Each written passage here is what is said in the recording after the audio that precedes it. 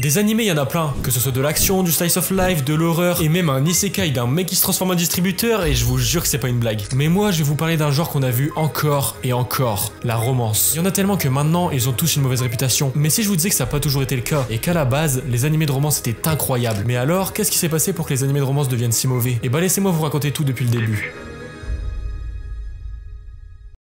Déjà, faut comprendre que les animés de romance, ça intéresse tout le monde. C'est comme les shonen, tu peux en regarder que tu sois un enfant ou un adulte. Ça fait que les animés de romance sont énormément regardés, et ça signifie que beaucoup d'argent est en jeu. Mais pourquoi on fait beaucoup d'animés de romance, et pas beaucoup de shonen par exemple? Et bah c'est simple, ça coûte moins cher et ça rapporte énormément. Bah ouais, niveau animation, t'as pas beaucoup de boulot, t'as pas beaucoup de scènes de combat. La plupart du temps, c'est des plans fixes. Et les décors, ils sont très simples. Allez, une chambre, une route et une école. Et bravo, t'as ton décor pour ton animé de romance. Donc tu dépenses pas énormément d'argent et t'as un animé qui va t'en rapporter beaucoup. Et ça, c'est le choix de la facilité. Et ce choix de la facilité, beaucoup de studios l'ont choisi. Ce qui fait qu'on a maintenant des tonnes et des tonnes d'animés de romance. Et du coup, la qualité devient pourrie. À chaque fois, on a des décors simples et une histoire très basique. La plupart du temps, t'as un gars timide qui est amoureux d'une fille populaire. Et à chaque fois, les deux vont se rapprocher grâce à un événement. Parfois même vraiment tiré par les cheveux. Pour en revenir aux animés de romance actuels, rien qu'en 2024, il y a 48 animés de romance qui sont sortis. Ça représente 22% des animés sortis cette année. Donc c'est vraiment pas mal. Et d'après des estimations, parmi ces 48 animés de romance, seulement 10 à 15% d'animés sont originaux. Le reste sont tous des pâles copies d'eux-mêmes. On a maintenant la principale raison de pourquoi beaucoup d'animés de romance sont produits. Et c'est malheureusement l'argent. Et pour l'argent, les studios se sont pas arrêtés là. Vous devez comprendre que dans environ 90% des cas, un animé reprend l'histoire d'un manga. Faire un animé, ça permet juste de promouvoir le manga. Mais aussi des produits dérivés, comme des figurines, des Blu-ray, des porte-clés ou d'autres conneries. Bon, vous vous en doutez, un animé de romance qui n'est pas très connu va pas beaucoup vendre de figurines ou de Blu-ray. C'est les animés les plus connus qui peuvent en profiter. Et ça, c'est un énorme avantage. Au point où parfois, les produits dérivés rapportent plus que l'animé lui-même. Les animés de romance moins connus, eux, ils doivent se reposer uniquement sur l'argent que rapporte l'animé. Ça veut dire que pour faire de l'argent, ils produisent en masse, en laissant de côté la qualité. Après, si on réfléchit, c'est pas forcément la faute des studios si l'histoire est mauvaise, parce que la réalisation de l'animé, c'est leur boulot, mais l'histoire, c'est le boulot du mangaka. Sauf qu'en fait, c'est encore une fois en partie la faute du studio, parce que ouais, les studios veulent de l'argent, et quand ils produisent un nouvel animé, ils veulent que celui-ci ressemble à ceux déjà existants, pour être sûr qu'il marchera. Les mangaka gardent donc tout le temps la même chose, un mec timide qui est amoureux d'une meuf extravertie dans son lycée, et un troisième personnage qui sert juste à faire un triangle amoureux. Mais après, certains mangaka ne veulent pas répondre aux attentes des studios, ils préfèrent faire ce qui leur plaît réellement, mais ça reste compliqué, car leurs éditeurs leur foutent la pression pour coller aux attentes, et si ça colle pas aux attentes, leur manga est annulé. Les mangaka, à cause de cette pression et des deadlines très serrés, ils sont obligés de rendre leur histoire plus classique. Certains profitent de ce système pour créer des mangas à succès facilement, alors que certains persistent dans leur idée, voulant créer quelque chose de créatif, mais ils finissent malheureusement souvent par tomber dans l'oubli.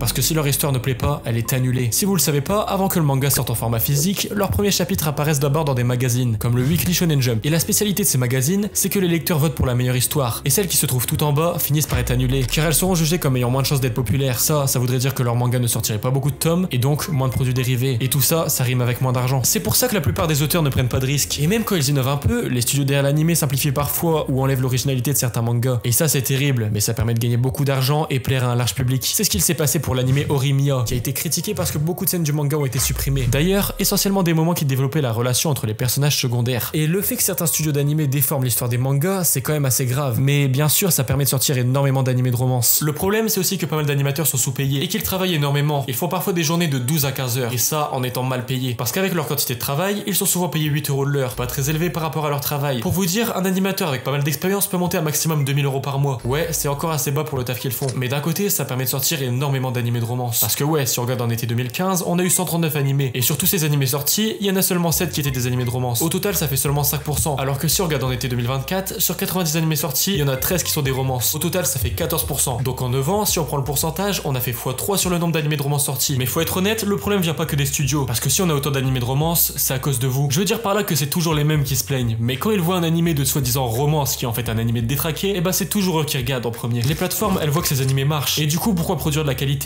quand on peut faire de la merde et que ça marche? En fait, tout ça devient du connu fast-food. On regarde sans vraiment apprécier. C'est un peu comme de la curiosité morbide. Et maintenant que je vous ai expliqué tout ça, je pense que c'est le moment de vous parler de ce qui me gêne personnellement dans les animés de romance. Et ça, je vais vous l'expliquer avec Please Put Them on Takamine-san. Bon là, je vous mets l'affiche la plus normale, parce qu'il y a une autre affiche. Ouais, c'est dégueulasse. Et le pire, c'est que je vous ai même pas encore parlé d'animé. D'ailleurs, ne regardez absolument pas cet animé. Parce que ouais, pour cette vidéo, je comptais regarder l'épisode 1. Mais c'était tellement nul et gênant que j'ai même pas regardé 10 minutes. Et donc, pour me soutenir dans cette épreuve difficile, abonnez-vous. Je vous en supplie. Et d'ailleurs, n'hésitez pas à booster la vidéo. C'est une nouvelle fonctionnalité fonctionnalités de YouTube. Et si vous le faites, ça aidera énormément la vidéo à avoir de la visibilité. Donc merci à tous ceux qui le feront. Bon, du coup, dès le début, on voit une meuf qui s'appelle Takane Takamine. Comme tous les animés de romance, elle est populaire et elle a aussi de très bonnes notes. Et vous allez voir que ce sera important. À l'inverse, on a ce gros neuil de Shirota. Lui, c'est un mec lambda. Et un jour, il est posé au gymnase en train de manger, alors que normalement, c'est interdit. Et il va vite se cacher en entendant un bruit parce qu'il a peur de se faire cramer. Du coup, il est caché. Et comme par hasard, Takane Takamine, la meuf la plus populaire, arrive et se met à poil.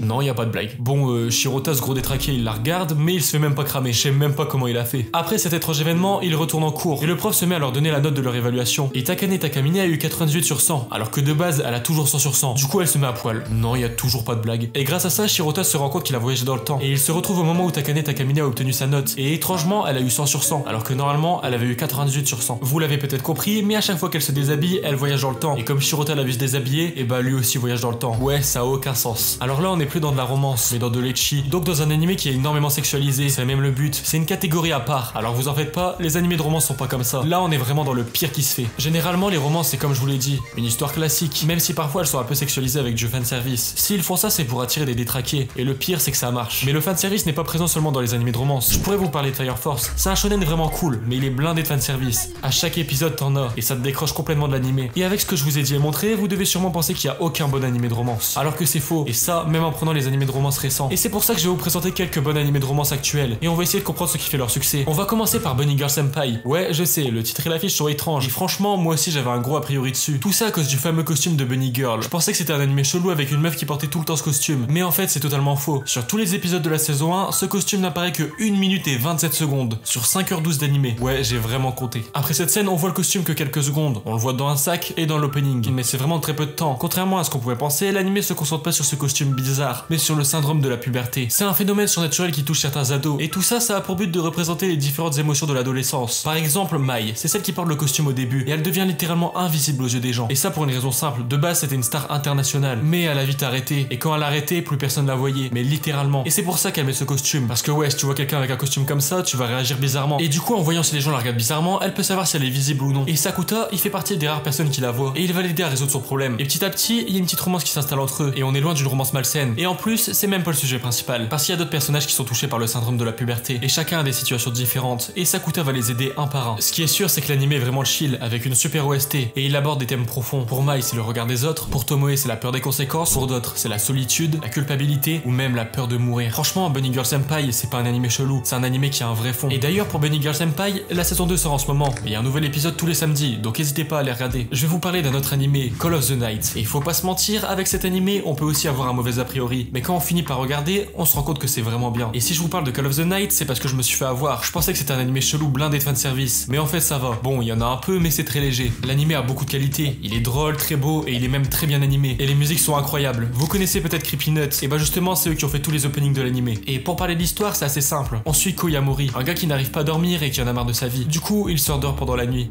Et il tombe sur Nazuna Nanakusa, qui est une vampire. Et c'est là que les deux vont commencer à se voir. Sauf qu'en fait, Ko va se rendre compte que c'est un guet-apens. Et qu'en fait, elle veut juste lui bouffer le sang. Mais comme Ko a rien à faire de sa vie, il va vouloir devenir un vampire. Sauf que pour ça, il faut qu'il se fasse mordre. Ça a été fait, mais le plus dur, c'est qu'il faut qu'il tombe amoureux du vampire qui l'a mordu. Et c'est là que c'est original. C'est un animé de romance où le héros doit tomber amoureux, mais où il n'y arrive pas. Généralement, dans les animés de romance, au bout d'une saison, les personnages sont timides et ils veulent toujours pas dévoiler leurs sentiments. On dirait parfois qu'ils ont même peur de tomber amoureux. Mais là, c'est l'inverse. Justement, si Ko veut survivre, il doit tomber amoureux d'une vampire. Et justement, si on y réfléchit, ça critique des sujets de société assez complexes, comme la solitude, la liberté et plein d'autres trucs, mais bon, je suis pas là pour vous faire une analyse détaillée. J'aimerais beaucoup vous parler d'autres animés de romance, comme Blue Box ou Your Lie in April, mais je pense pas que ce soit nécessaire, j'aurais l'impression de vous dire tout le temps la même chose, mais ce qui est sûr, c'est qu'à chaque fois, vous aurez l'impression de voir une histoire différente, et c'est ça qui fait qu'un animé de romance est bien, c'est pas son succès, parce que si je vous montre ça, ouais, ça sent la merde. Bon, je vais vous expliquer ça vite fait. En gros, c'est une meuf qui parle russe et elle balance des dingueries en russe à un gars. Elle lui fait des déclarations de fou et elle pense qu'il comprend rien, sauf qu'en fait, il comprend tout, parce que lui aussi il parle russe. Et c'est juste ça, l'animé blindé d'allusions sexuelles, et niveau histoire, bon, j'ai pas regardé donc je peux pas vraiment juger. Après, si ça vous intéresse, l'animé c'est Alia Sometimes Hide Her Feeling in Russian.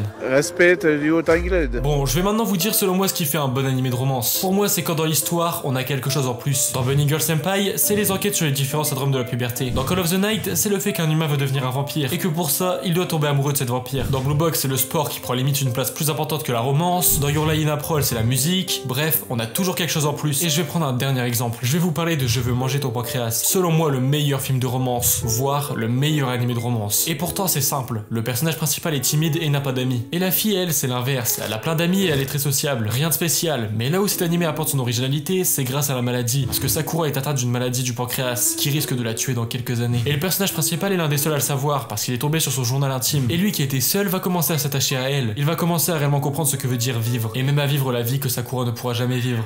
Et franchement, je vous en dis pas plus sur le film, j'en ferai peut-être une vidéo plus tard. Mais ça, c'est si vous vous abonnez, vous likez et vous boostez la vidéo. Ouais, oubliez pas quand même. Bon, du coup, vous voyez que si on rajoute un petit truc, ici c'est la maladie, ça rend l'histoire beaucoup plus intéressante. Et ça peut être n'importe quoi. Des vampires, des maladies, du sport. L'important c'est d'innover et de pas rester dans une histoire banale remplie de fanservice. Et même sans rajouter un petit thème original, on peut créer un bon animé de romance. Il faut juste se concentrer sur le plus important, la sincérité. Parce qu'au fond, la romance, c'est un ensemble de sentiments sincères. Et si ça devient un produit uniquement destiné à faire de l'argent, ça marche pas. Bon, maintenant qu'on a vu tout ça, je vais répondre à une question. Est-ce que les animés de romance peuvent encore évoluer? Moi je pense que oui. En fait, le plus gros problème, c'est la surproduction d'animés de romance de mauvaise qualité et le fanservice qui est parfois trop abusé. Alors ouais, selon moi, la qualité des romances a globalement chuté, mais d'un côté, les bons animés de romance qui osent de nouvelles choses sont de plus en plus présents.